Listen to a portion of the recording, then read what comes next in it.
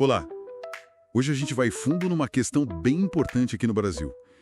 O acesso ao crédito. Ajuda muito a diminuir desigualdade, né? Mas assim, nem sempre é igual para todo mundo. Pois é.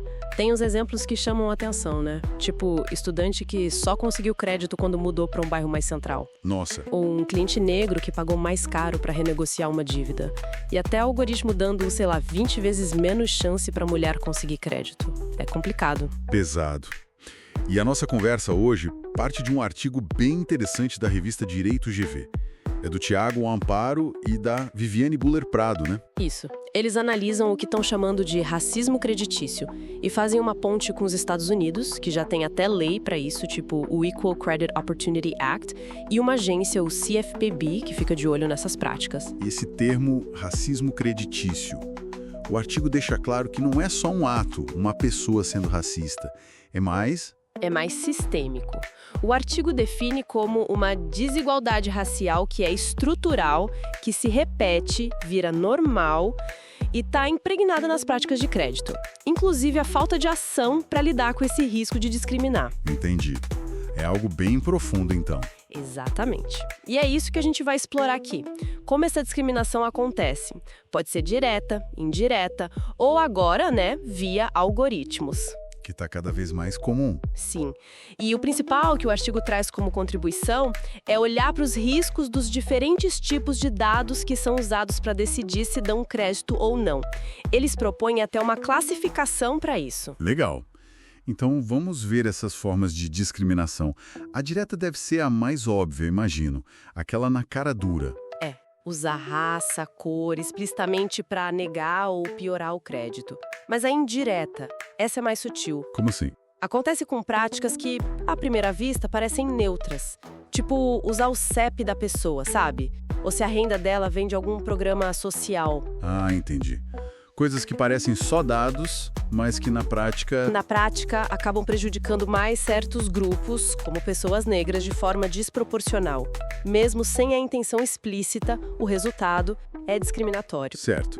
E aí entra a tecnologia, a tal da discriminação algorítmica. Como é que ela funciona nesse contexto? Olha, basicamente o problema pode estar nos dados que alimentam o algoritmo, que já podem carregar vieses históricos, ou no próprio jeito que o algoritmo é desenhado, nas regras que ele segue para calcular o score. E é difícil de pegar isso, né? Porque fica meio escondido na caixa preta do algoritmo. Exato. O CFPB americano, que a gente mencionou, até já deu uns alertas, uns sinais para ficar de olho. Tipo, tratar solicitantes de forma diferente, sem motivo aparente, desencorajar a pessoa a pedir crédito, recusar sem dar uma justificativa clara. Ou oferecer condições piores, né? Juros mais altos, limites mais baixos. Isso. Ou até pressionar a pessoa para aceitar logo. São sinais de que pode ter algo errado ali. E aí que entra a classificação de risco dos dados que o artigo propõe, né? Que você falou que era grande contribuição. Como é isso? É o ponto central da análise deles, sim. Eles dividem os dados em categorias, pelo potencial de risco de discriminar. Primeiro, tem o risco baixo. Que seriam os dados mais seguros, digamos assim. Em teoria, sim. São aqueles ligados diretamente à capacidade de pagar. Histórico de pagamento em dia, se tem dívida negativada, dados do SCR do Banco Central, aquele sistema de informações de crédito, e os dados do cadastro positivo. A princípio, ok. Mas tem um porém aí, né? Mesmo nesses dados, o artigo fala da falta de transparência. A gente pode até saber quais dados foram usados para o nosso score, mas não como a conta foi feita. O STJ já decidiu isso. Exatamente. Essa opacidade é um problema sério. Não dá para saber a fórmula do bolo. Aí, no outro extremo, tem os dados de risco alto. Esses seriam inaceitáveis. Que tipo de dado entra aí? Dados que não têm nada a ver com análise de crédito, que são excessivos, e também os dados sensíveis, origem racial ou étnica, saúde, religião. A lei do cadastro positivo até proíbe usar esses para essa finalidade. E a LGPD também entra aí, né? Com certeza. A LGPD proíbe tratar dados para fins discriminatórios, ilícitos ou abusivos. E dado sensível, para ser usado para proteger crédito, geralmente precisa de um consentimento bem específico da pessoa. Não pode usar de qualquer jeito. Tá claro. Risco baixo, risco alto. E o meio do caminho. A tal zona cinzenta ou risco incerto. Ah, essa é a parte mais complexa. São dados que podem não parecer discriminatórios de cara, mas que funcionam como proxies. Proxies, indicadores indiretos, é isso? Isso, indicadores que acabam se correlacionando muito com características protegidas, como raça, mesmo sem mencionar a raça diretamente.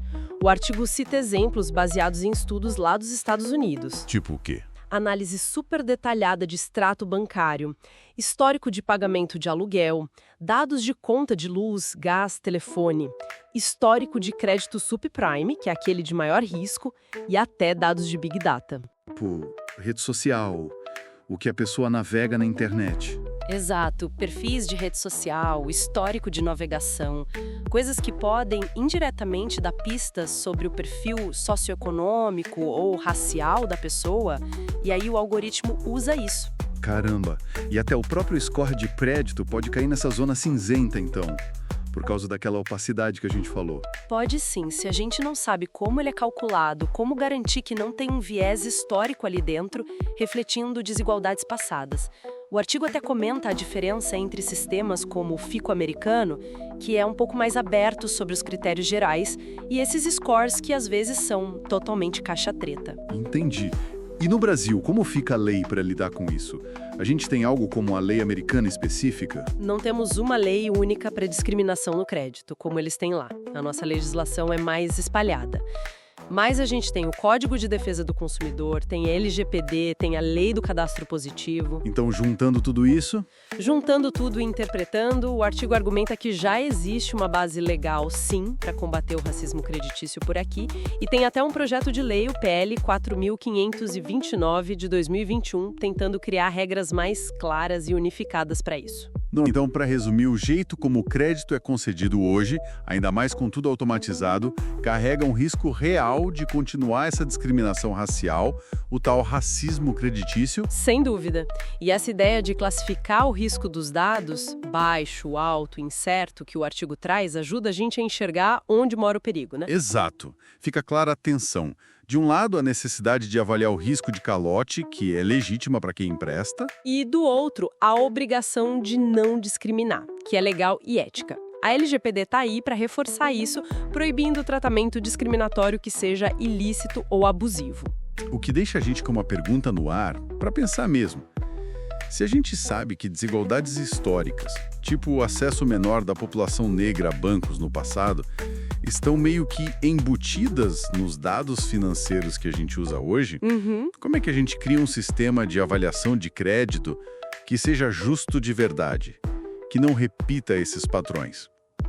Principalmente quando um dado que parece objetivo, tipo CEP ou histórico de onde você morou, pode acabar funcionando como um substituto, um proxy, para raça ou outra característica que não deveria importar.